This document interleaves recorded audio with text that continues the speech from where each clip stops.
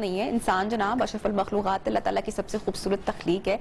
तो जनाब हम जब यूजुअली अपना दिन भर के रोजमर्रा के कामों में मसरूफ होते हैं, बिजी और हैक्टिक स्केड्यूल हमारा होता है और हम रेस्ट नहीं कर पा रहे होते हैं, रात को प्रॉपर नींद हासिल हम नहीं कर पा रहे होते हैं, दिन भर दुनिया की भागम दौड़ में हम लगे होते हैं, तो ऐसे में जो सारा स्ट्रेस है वो कौन बर्दाश्त कर रहा होता है? ऑब्वियसली हमारी जो बॉडी है वो हमारी हर तरह की फटीग, हर तरह का जो कहते हैं ना कि स्ट्रेस बॉडी ले रही होती है। और ऐसे में आपने देखा होगा अक्सर यंग लोगों में भी अब कमर दर्द के मसाइल बहुत ज्यादा हो गए हैं, टांगों में, घुटनों में, और जो पैरों के दर्द हैं अक्सर हर बंदा आपको यूजुअली कहता हुआ सुनाई देगा कि ओहो मेरी तो कमर में बहुत तकलीफ रहती है, पैरों में बहुत तकलीफ रहती है। तो जनाब इस हवाले से आज हम बात करेंगे कि हमारी कोई फिजिकल एक्टिविटी भी नहीं है, हम प्रॉपर रेस्ट भी नहीं कर पा रहे होते, प्रॉपर स्लीप टाइम भी नहीं ले रहे होते, जिसकी वजह से अक्सर हमारा जो जिस्म है वो दर्दों का शिकार रहता है। इसी पर बात करने के लिए हमारे साथ जनाब मौजूद हैं इन स्टूडियोज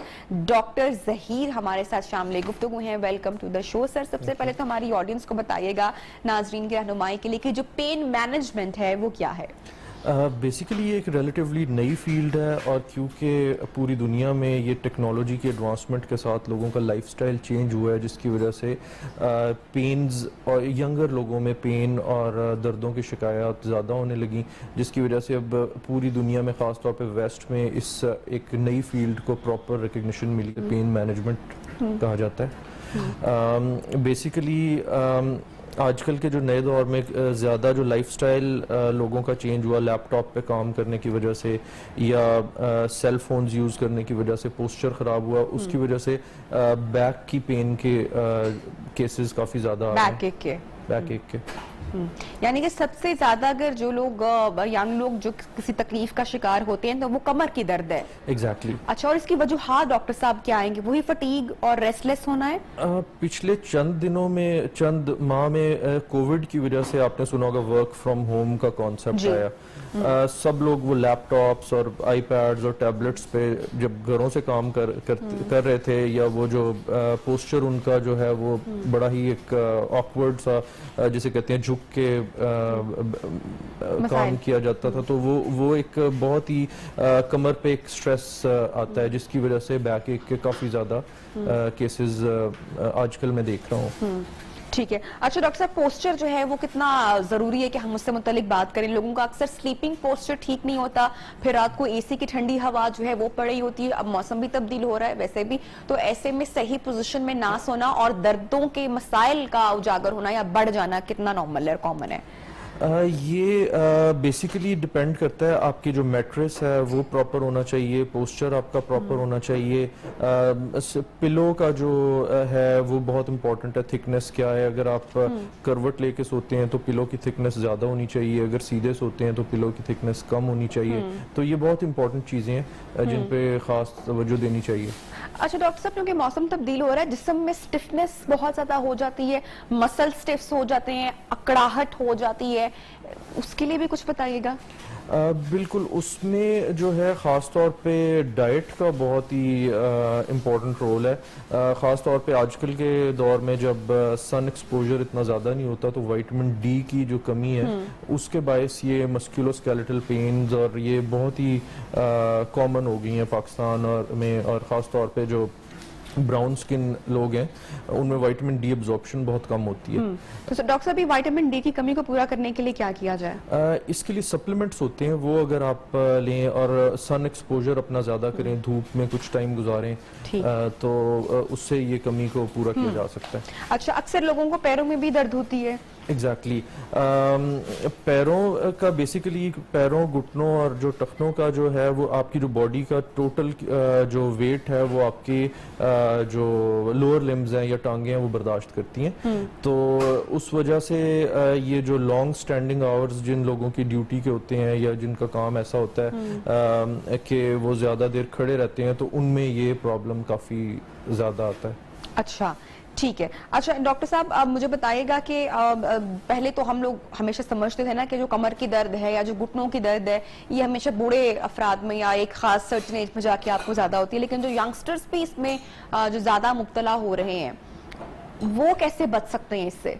वो अपनी फिजिकल एक्टिविटीज़ को ज़्यादा करें, स्पोर्ट्स पे ज़्यादा तवज्जो दें, ना कि मोबाइल पे वीडियो गेम्स, और इस पे आउटडोर जो प्ले टाइम है बच्चों का वो बहुत ज़रूरी है, जिस पे अच्छा। आजकल मैं देख रहा हूँ कि बिल्कुल भी पेरेंट्स तवज्जो नहीं देते। और इसके अलावा जो है डाइट बहुत इंपॉर्टेंट है, जैसे मैंने पहले कहा विटामिन डी, कैल्शियम सप्लीमेंटेशन जो है। अब मेरी प्रैक्टिस में यंग फीमेल्स बहुत ज़्यादा आ रही हैं जो ऑस्टियोआर्थराइटिस का शिकार हैं। और किस एज से? 30s में।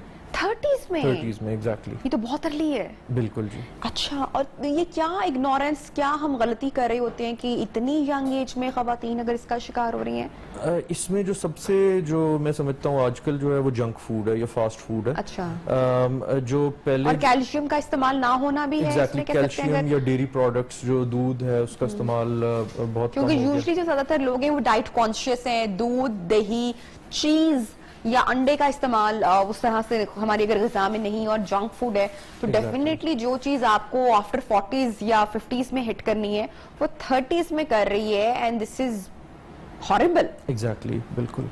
ठीक है, तो डॉक्टर साहब इसके लिए क्या करना चाहिए? ग़िज़ा में किन किन चीजों का इस्तेमाल होना चाहिए? इसमें आप कैल्शियम इंटेक ज़्यादा करें, जैसे दूध है, चीज़ है या दही है उसका इस्तेमाल करें। इसके अलावा जो है मीट्स में जो फिश है या जो प्रॉपर प्रोटीन के सोर्सेज हैं वो आप यूज़ करें। इसके अलावा जो है चीनी पे कट डाउन करें। जो शुगर है ये भी एक बहुत ही टॉक्सिन्स पैदा करती है आपकी बॉडी में। अच्छा डॉक्टर साहब, अगर कोई तकलीफ आपको 4 हफ्ते से, कहते हैं कि अगर आपको कोई तकलीफ ज्यादा हो 4 to 6 वीक्स रहे तो वो क्रॉनिक पेन होती है, तो उसके रिलीफ के लिए पेन मैनेजमेंट में किस तरीके से जो है उसको ट्रीट किया जाता है? जो मेरी स्पेशलिटी है बेसिकली वो स्टेम सेल ट्रीटमेंट है। स्टेम सेल तरीका इलाज, वो ये एक ऐसी फील्ड है जिसमें आप बॉडी के नेचुरल हीलिंग कैपेबिलिटीज का इस्तेमाल करते हुए पेन की रूट कॉज को ख़त्म करते हैं, ना कि सिर्फ पेन को। अच्छा। इसमें हम करते क्या हैं कि आपकी फॉर एग्जांपल हम ले लेते हैं कि किसी को ऑस्टियोआर्थराइटिस हो गया घुटने का, तो हम करते क्या हैं कि पेशेंट के 2 सोर्सेज होते हैं स्टेम सेल्स के, एक उसकी बॉडी की फैट होती है और दूसरा बोन मैरो। ठीक। इनमें से किसी एक सोर्स से हम स्टेम सेल्स को आइसोलेट करते हैं। स्टेम सेल्स बेसिकली वो सेल्स हैं जिन्होंने आपकी बॉडी के डिफरेंट टिश्यूज को और ऑर्गन्स को फीटल लाइफ में बनाया। तो जो प्रिकर्सर सेल आपकी फैट का या बोन मैरो का है वही प्रिकर्सर सेल आपके नी के कार्टिलेज या नरम हड्डी का भी है, जो as a cushion role play करती है आपकी जो फ्रिक्शन को कम करने में आपके घुटने में। तो हम अगर उसको ट्रांसप्लांट करके रिप्लेस कर दें और उस कार्टिलेज को रीजनरेट कर दें तो आप रूट कॉज को खत्म कर सकते हैं, ना कि सिर्फ दर्द को। ठीक है। अच्छा डॉक्टर साहब, ये बात कितनी दुरुस्त है कि जब भी हमें कोई बीमारी हिट करती है या बुखार अगर हिट करता है तो हमारी बॉडी का जो वीक मसल होता है या जो वीक पार्ट होता है वो जल्दी जो है वो उसमें तकलीफ आ जाती है। तो मसल्स को स्ट्रॉन्ग करने के लिए क्या करना चाहिए? एक्सरसाइज, सबसे इम्पोर्टेंट एक्सरसाइज। ठीक है डॉक्टर साहब, थैंक यू सो मच, आपने टाइम निकाला हमारी ट्रांसमिशन के लिए। डॉक्टर जहीर हमारे साथ शामिल गुफ्तगू थे पेन मैनेजमेंट से मुतालिक। जनाब, हम आपको अपडेट कर रहे थे लाइफस्टाइल का बेहतर होना, एक्सरसाइज का होना बहुत जरूरी है। जहां पर इतनी सोहल जिंदगी हम गुजार रहे हैं, डाइट हमारी उस तरह की नहीं है, ठंडे कमरों में हम रहना प्रेफर करते हैं, वॉक एक्सरसाइज से हम बहुत दूर हैं, जिसकी वजह से जैसा कि डॉक्टर साहब ने बताया कि जो मसले मसाइल हमें लेट 40s या 50s में होने हैं वो हमें प्रॉब्लम अब 30s में हिट कर रहे हैं। तो इसका मतलब है कि हमें अपने लाइफस्टाइल में मेजर तब्दीली लाने की जरूरत है।